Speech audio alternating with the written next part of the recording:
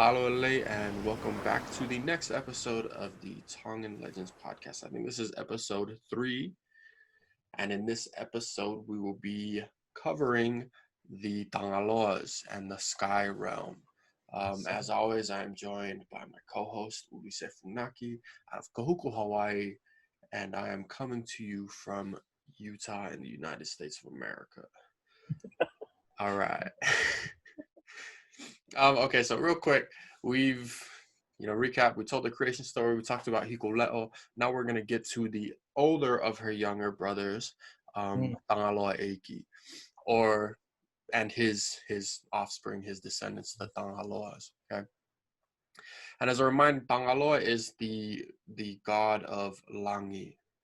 Langi translates into, most common translation has a few different meanings, but most common translation is the sky, or in this case, the sky world. That is kind of his domain, and he lives up there. So real quick, I'm just gonna read over the the sons that Tangaloa has.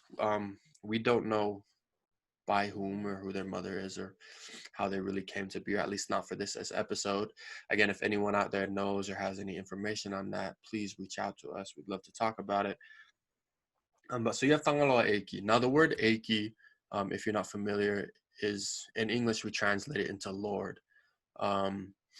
In I know in a lot of different languages you go from Eiki to Ariki to Ari'i and different things like that. If you're familiar with Hawaiian or these other languages, you realize that means chief, right? Yeah. So anyone who is Eiki is the, I guess, highest. Yeah. Is that pretty much what it is, Uluse? Yep, same thing. Ali'i, Ariki, all different cognates. Yeah, definitely.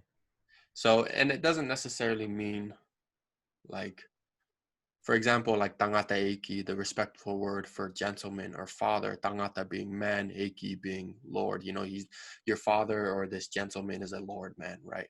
So it's Yeah. kind of, it can be added to people. It's not to say that Tangaloa eiki is the highest ranking god or person out there, but it's just showing that in his family, in his ha'a, he is the eiki. He's the chief of his little group, right? Yeah. So we have Tangaloa eiki, and he is, like I said, the chief of Langi. He's the head of the sky realm, right? The sons of his that we know of, they're all called Tangaloa as well. Um, they are Tangaloa Tamapauri Alamafoa, Tangaloa Tufunga, Tangaloa Atulongolongo, Tangaloa Mana, Tangaloa Langi, and Tangaloa Etumatupua. All right. Did I get all those right? Got them all? Oh, that's the ones that I know. Okay, and they just kind of as a background story before we get into this, what they created, because they did take part in creating the islands that we now call Tonga, right, or the Kingdom of Tonga. The Tangaloas had domain. Well, Tangaloa Tufunga. Tufunga means artisan or craftsman or carpenter or different things like that, right? So Tangaloa Tufunga is kind of the god of the arts, Yeah. crafting, carving, anything like that. There's also Atulongolongo. He is the god of voyaging, and he's in the story we'll talk about next. Yeah. And so we'll get talk more about him and his symbolism. The other gods, Tangaloa Mana is a god of rain or wind, and Tangaloa Langi is the god of thunder, lightning, and storm. Now that's interesting. So I'm reading this off of a map that one of our mentors, Davita Kaili, along with Hufanga, Okustino Mahina, created, or this map is kind of based off some of the work that Mahina did. But this is correct, right? As far as you know, Uluse? As far as I know, yeah, and another a person who had a big hand in that genealogical map too is Uncle Emil Wolfgram, and he Okay. did a lot of deep work, especially into the Maui clan. But yeah, from as far as we know, that map that you're using, and if anybody else wants the map, hit us up. But that map that you're using, it's a combination of many different sources into one. Yeah, so it's Yeah. correct that I've seen. The reason I ask is I wonder, because mana means thunder. I mean, it means power, whatever mana. You know, if you don't know what mana means, go ask the Rock, right? But but DJ. Uncle DJ. Um, But in Tongan, like if the word mana mostly refers to thunder, Mm. which is kind of like, I mean, if you think about it, it's this mystical power thing up in the heavens, right? Um, and then langi itself, like we said, skies. But it's interesting. So right here we have Tangaloa mana is the god of rain, wind, and ocean. Yeah, Tangaloa langi is the god of thunder, lightning, and storm. yeah. I feel like mana would be the god of thunder, but not in this case. Or Well, it's an interesting one. I know for Masiu Moala and them, from what was taught, especially, there's that actually Tangaloa Langi and Tangaloa Mana are known as the companion gods. They accompany each other and they go everywhere and they do everything together. And so Mana might be taken in another way, not just thunder, but maybe for this case, maybe another meaning. yeah, and then the last one in this list we're talking about, or the next Tangaloa is Tangaloa Etumatupua, which we don't. He's a Tangaloa, but we don't know of any like specific responsibilities or anything like that. Yeah. So the Tangaloas, again, kind of the Ulumotua, not Ulumatua, my bad. Domain is the sky, and they are responsible for the creation of a couple popular islands and also the creation of men. So I will give the opportunity to Ulise here to kind of tell that story, tell that creation story, and yeah, we'll go from there. Malo, Pito. Malo lang madi again, ho ki magkainga. O kore ke ufang hangai fratapu. My fonua, fratapu atuka, mahawa mafrato katea. And malo again for this opportunity. So the story of the Tangaloas is very interesting in that it involves not only the creation of the first men of Tonga, but also the creation of the islands of Ewa and Ata, also known as Atata today. So the story goes is that in the beginning, after everything had been settled and Tangaloa was residing in Langi. Langi is the skies, or also just any place that the Tangaloa lives, his home is Langi. So as Tangaloa Eiki was residing in Langi, he wanted to know what was going on in the world, what was happening in Mama. So he had sent Tangaloa Atulongolongo, another one of his sons, who came down to earth in the form of a golden plover. Yeah, or in Tonga we call it a pew or a tuli bird. And Tangaloa Atulongolongo came down to earth, flew down to earth, and he saw ocean, of course. But then he noticed a hakau momoa. The hakau momoa is a coral reef that's now exposed above the water. It's dried, so it's kind of like land. So he returned back to Tangaloa Eiki and reported what he had seen. So Tangaloa Eiki then commanded his other son, Tangaloa Tufunga, to throw down wood chips, pieces of wood from his carving, studio, to create land or something, to create anything down in the world. And so he did. He threw down his wood chips, and Tangaloa Atulongolongo went down to see what had become of the wood chips, and it had created, Ewa, and it had created Atata. And he reported back to Tangaloa Eiki, hey, we got land now. Okay, good. So Eiki then commanded back to Atulongolongo to go back down and see what was going on. And then in the stories, again, it says that on this island in Atata, or Ata, had grown, in some stories, a big tree, other stories just, a bush, a plant, a giant vine. And he had seen what and he told him, Eiki, what he had seen. And Tangaloa Eiki commanded him to, investigate more. And so Atulongolongo went down and he had split open this vine or this big piece of wood. And inside was a giant uanga. In some stories, a unufe. Uanga means maggot and unufe means a caterpillar. So kind of the same, you kind of get the image that's, being told here. But Atulongolongo had seen this and had wanted to investigate more of what this was. And so he actually pecked at the giant uanga and had split it in two. When he had split it in two, the first piece had turned into a man, and the second piece as well turned into a man, two men. And the first one he named Kohai, the second one he named Koau. And stuck on his beak was a little piece of the maggot left, a little momo'i uanga, a crumb.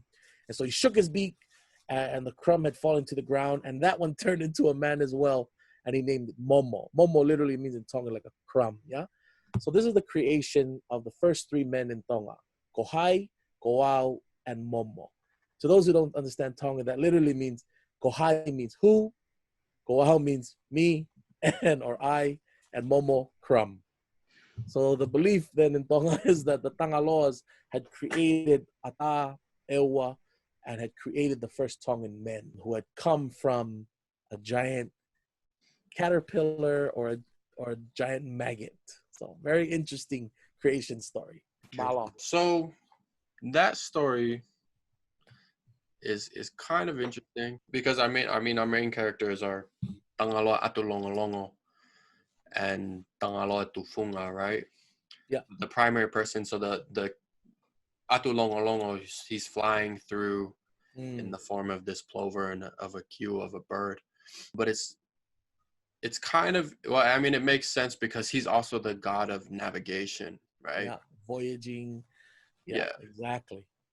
of voyaging and navigation, because the plover is a migratory bird. Yes.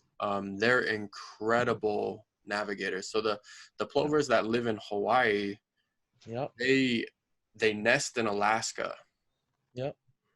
And you guys can look up this, just look up the golden plover defies science or whatever, but literally this bird, it burns like a gram of energy, body fat or something for every 100 miles or whatever it flies.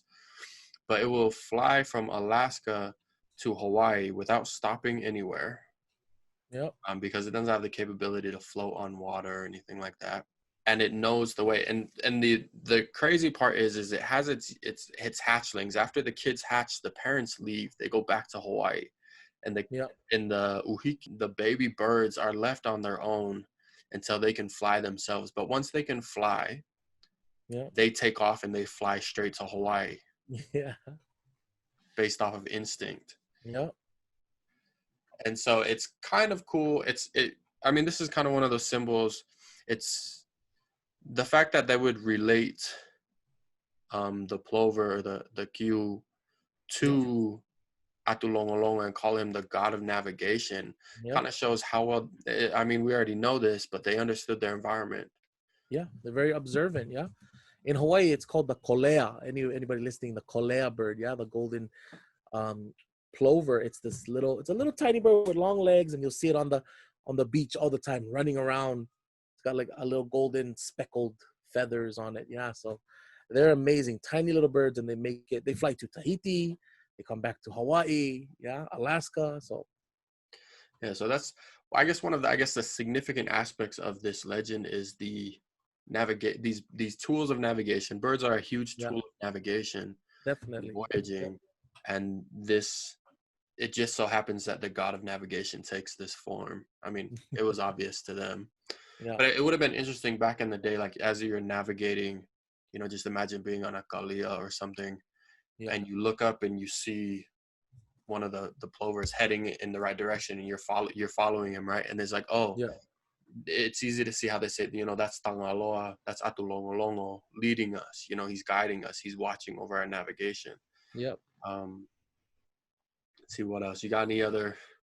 What do you think is important about this story?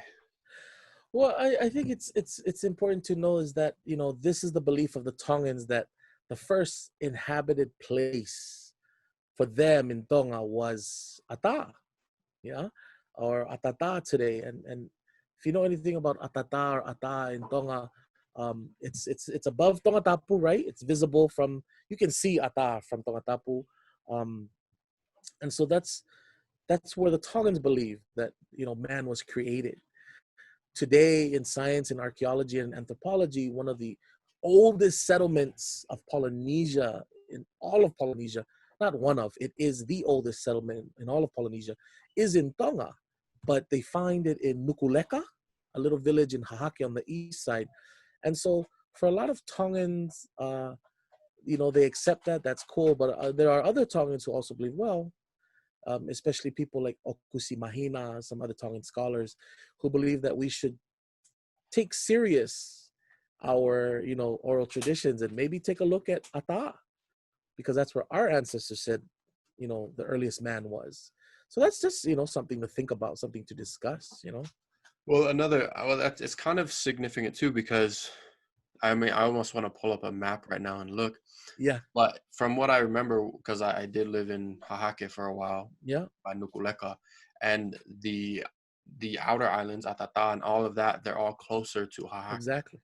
Yeah, And yeah, so yeah, even, if the origin of man in Tonga it was, is Ata or came through Atata, it would make sense that they would land in where exactly. In Nukuleka is Nukuleka. now Yeah, and have a settlement there because that's the shortest, that's if yeah, you wanted to go to the bigger island and you yeah, went the shortest way, that's where you would land is in Nukuleka. exactly. So Yeah, I think that archaeological evidence also kind of supports this claim yeah, because Pangaimotu, all of those, those little outer islands off of the coast of Tongatapu are closer to that east side yeah, where they could exactly, have gone. exactly. Something, I guess now that we're kind of in the anthropology science, Oh, this is yeah, more of way. like a earth science stuff. Yeah, I should have studied science, but I love science. But so the creation of the Pacific, there's a lot of islands that were actually created exactly how this story portrays it. Exactly. Yes. So whereas in most cases you had these exposed reefs, these rocks, and Yeah, dry land, and what would happen is birds and migratory birds like the Q would come and land on them yeah, and use them as a resting place or whatever. But then when the birds would land there, they would do their business and leave their droppings, and over here that would actually build up soil. exactly. And so in this story we have Atulongolongo, who is the bird, and then also Tangaloa Tufunga, who's the craftsman. Hmm. It's Tufunga who throws down the dirt and stuff, everything Yeah, that's there. But historically, the way that this island kind of came to be, exactly. Scientifically, it's exactly the same. yeah, it's Exactly. along the same lines. So Hmm. it's and that's why, I mean, a part of it, because that that bird dung or whatever, it breaks down and it creates you get phosphate out of it, which is a Yes. very useful element or chemical or whatever it is. um, it's kind of one of the ways that the West has exploited the Pacific is by Mm. mining phosphate. So like Nauru, I think only 20% of the island is now habitable because the other 80% of the island was completely dug out down to the coral base. Yeah. Color.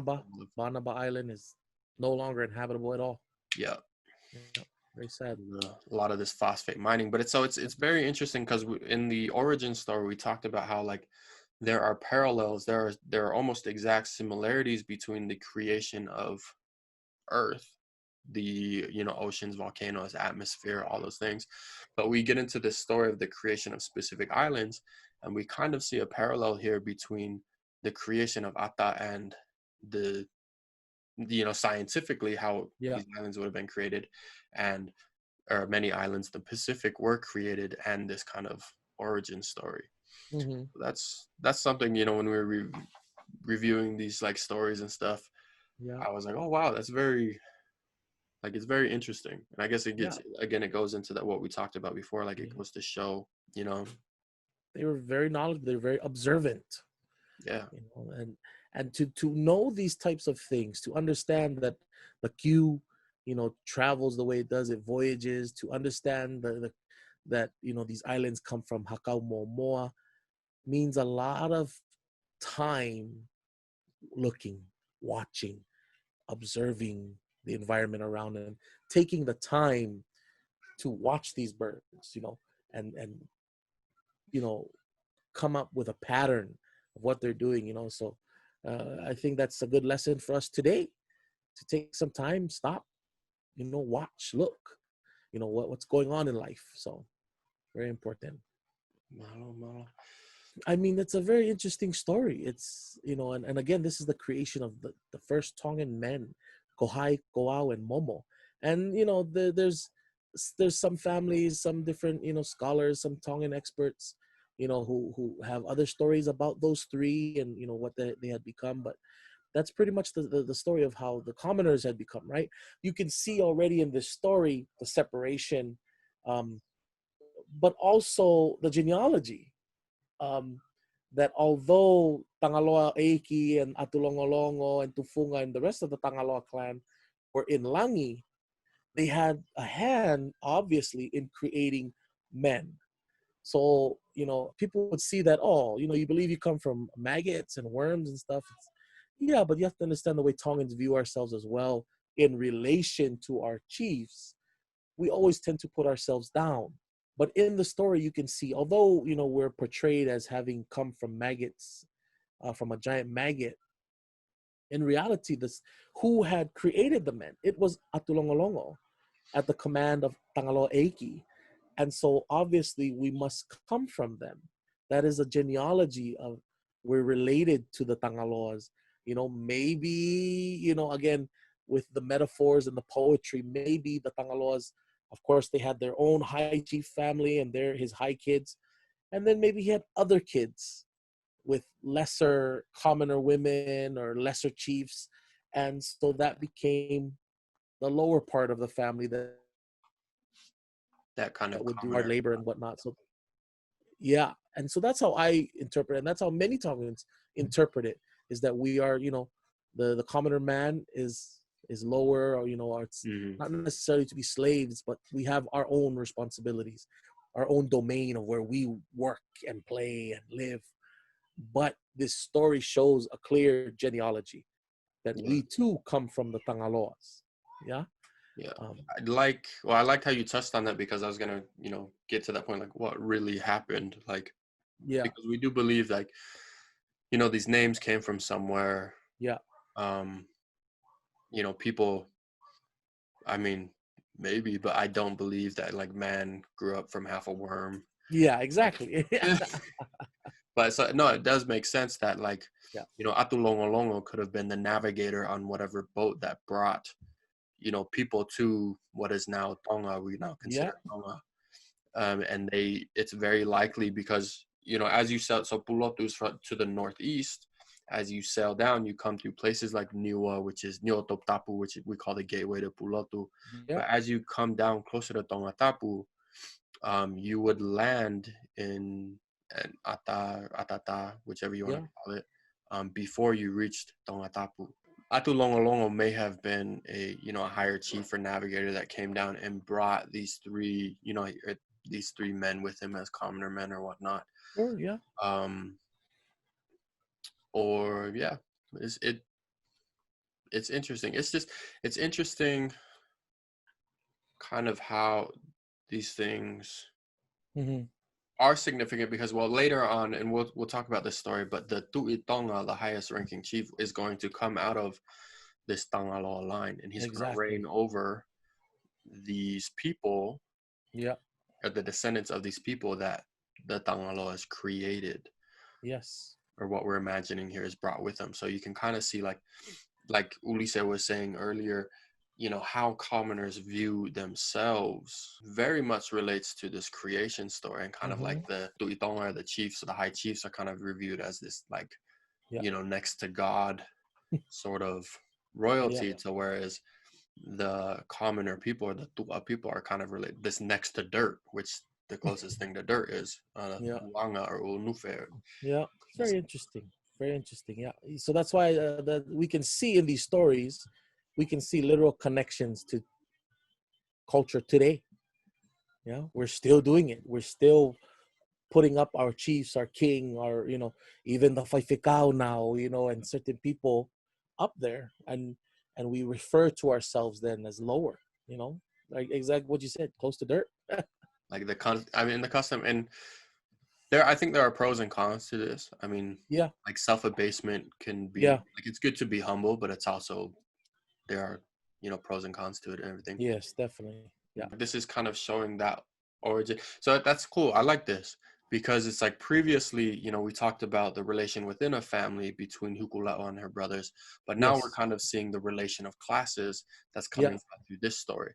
So Yeah. whereas you guys are the chief classes out of Langi, out of, the higher place, and then the commoner class, or that group of people, is out of pretty much the dirt. Like, Yeah. it's just that stark kind of Yeah. difference, Mhm. which is very understandable if you're familiar with, Tongan society or the way people will kind of act in relation to each other. Definitely. But I think, and you're right, everything, you're spot on. And I don't want people listening to get the wrong idea as well and start to, and there goes another moped in Kahuku, Malo. Um, a big part too, though, that people have to understand is that you have to listen to the story again. You have to reread it or listen again and see how we as a community act. It doesn't mean that there's that separation and the top, they then they treat them like dirt. No. Again, we see that there's this connection that we come from them as well. And as the stories, as different episodes go along, you'll start to see that there is a mutual respect. The higher tiers of our society, the chiefs, the Eiki, the Tui, they sorry if you guys hear that, my son's here. I'm also babysitting, but hey man, we do it all. We do it all, man. Um yes, son, thank you. Um no, but you'll start to see as episodes go on that there was never this thing of the Eiki, the chiefs, the nobles, the king. We put ourselves down like dirt, but it's never them treating us like that. There's this mutual understanding, that we each have our own fatongia, we each have our own position in life, how to make the world a better place, our world, Tongan world, good, and so we can see again when we get more into stories later, especially into the Tuitonga line, when they come out of the Tangaloas, you'll start to see again that we are related. We come from them too, and so just wanted to point that out. Sweet. Do you have anything to close off with? I do have a little thing to finish off, if that's okay. Go ahead. About the langi. Not really, Yeah. not super on the langi, but on the langi, the abode of Tangaloa. There's a lot of different people with a lot of different information out there, and we need to take it all and put it together and use it and learn from it. But for those listening, because we're trying to do this as an educational podcast, people are wondering, well, where is langi? Well, there's people, like, Okusi Mahina and others, believe that Langi and the Tangaloas were probably from Samoa, that Langi was in Samoa, and they had come down and married, to the Tongas, the little worms in Tonga, and had done things there. Whereas there are a lot of Tongan scholars, Tongan chiefs, actually, shout out to one of the Tauhifonua, one of the chiefs out there in Maufanga, Kama Niumo, shucks, I don't even remember, Niumo Ha'amoa. Kama is a Tauhifonua out there in Maufanga, and he has very, very in-depth knowledge about this because this is where he's from. That whole area in Maufanga and Popua is where the Tangaloas had resided. And so for Kama and a lot of chiefs, the Tangaloas are from that area, Maufanga, Popua. But then you have scholars like Masiu Moala, who argue as well from their traditions, the Tangaloas had resided kind of in Vahiloto, Folaha, Beitongo area, I think, Toloa. And then there's a lot of other Tongans who also believe close to Popua, but actually the little island of Nukumotu, also known as Sia, was Alangi. There are many Sia Heulupes, and that's actually where the Tangaloas had resided when they came from Pulotu. Me personally, from the different traditions and stories and evidence, I do think it's more in the Popua, Maufanga, Sia area, because that's where we have the highest concentrations of pigeon snaring mounds, of very old little burial mounds. And so that's, and it makes sense, like you said, if we had people coming from Pulotu to Tonga, that's the first place they would settle, is right along that northern coast in Maufanga, Popua, Sia, or Nukumotu. And because right next, then across the channel is Nukuleka. So it would make sense that that's where the Tangaloa would be as well.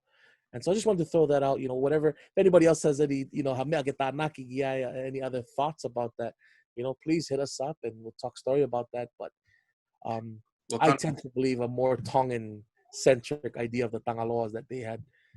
And most of our stories show that the Tongans believed it too. The Tangaloa were from Tonga.